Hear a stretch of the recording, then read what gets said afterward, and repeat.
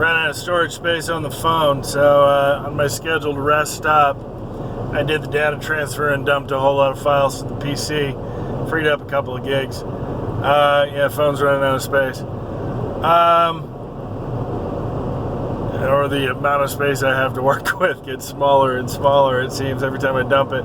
Maybe I'm just bad about clearing the cache, I don't know. It's funny though, because when I stopped to do the data transfer, I remembered why Soulstorm became a thing. He went from Lightning to Tempest to Soulstorm and back to Tempest, because at some point, and you probably mark this chronologically with the events I'm going to describe, at some point, given that my career is strongly connected to comedy, but it's almost as strongly connected to horror and drama and Shakespeare and a whole bunch of different places. Comedy doesn't show up in the role-playing stuff as often, but this is one of the places where it did. Wrote a story, I don't know, I don't remember who was associated with it with me, because DC tried to rebrand Aqualad as Tempest. And so the story became that a superhero's real greatest enemy is copyright infringement, because DC, in my fictional universe, sued my character for using the name, and he'd never copyrighted it over the years. It's just a code name that you use, and since it had a public application, DC wanted legal rights to the name.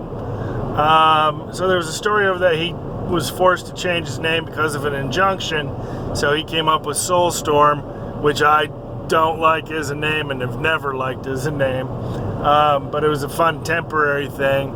And eventually he was able to go back to using the name Tempest, and I don't remember why, whether it was because he'd been using it first, or it was identified with him, or he was using it more covertly after the lawsuit. But that's why Soulstorm was a thing, and how he went from Tempest to Soulstorm to Tempest.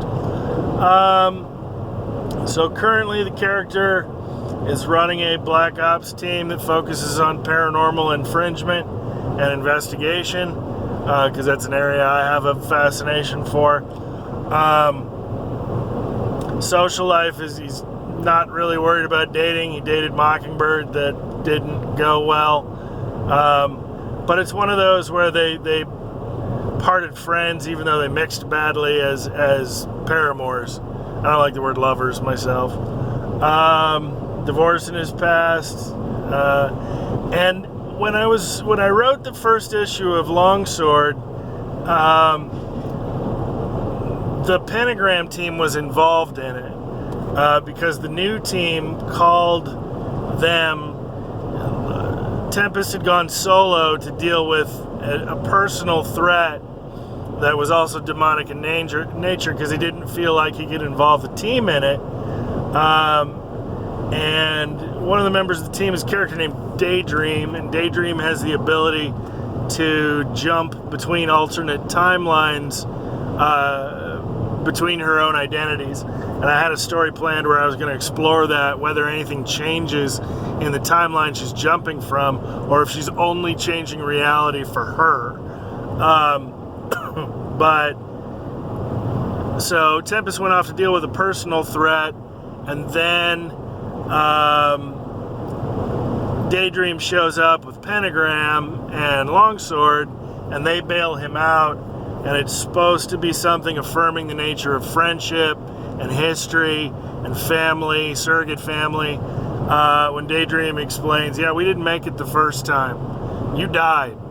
The thing killed you. And so she moved to a timeline where they got there in time with everybody else, with the other team.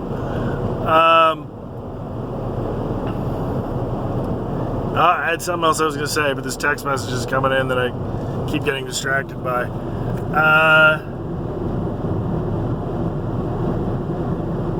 Yeah. It was what I was going to explore. I was going to explore how those relationships like the Fantastic Four have known each other in canon for 50 years, since the 1960s, more than 50 years. Characters in Pentagram are based on real people, and we've aged.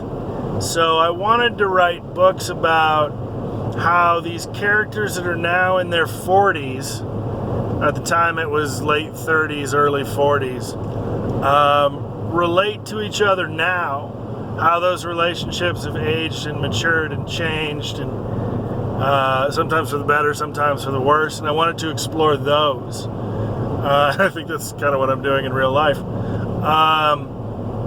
I thought that would make a good basis for the book, because Mr. Fantastic doesn't age. The Thing doesn't age. I'd be interested in how Reed Richards and Ben Grimm's relationship has changed in the 50 years that they've known each other in real time. That hasn't really, I mean, you reboot it regularly in the comics. Or Scott Summers, Wolverine, Jean Grey. How has that relationship changed over the last 50 years? So I was going to explore something along those lines. But instead, I mean, I'm where I am, and that's where he is, and I think I've covered everything I need to cover. Got one more video closing up Chapter 3, then we'll be on to Chapter 4. Might cut that in the next hour. Cool. If you have any questions, especially Alex, if you have any questions about this piece of the story, feel free to post them. Peace.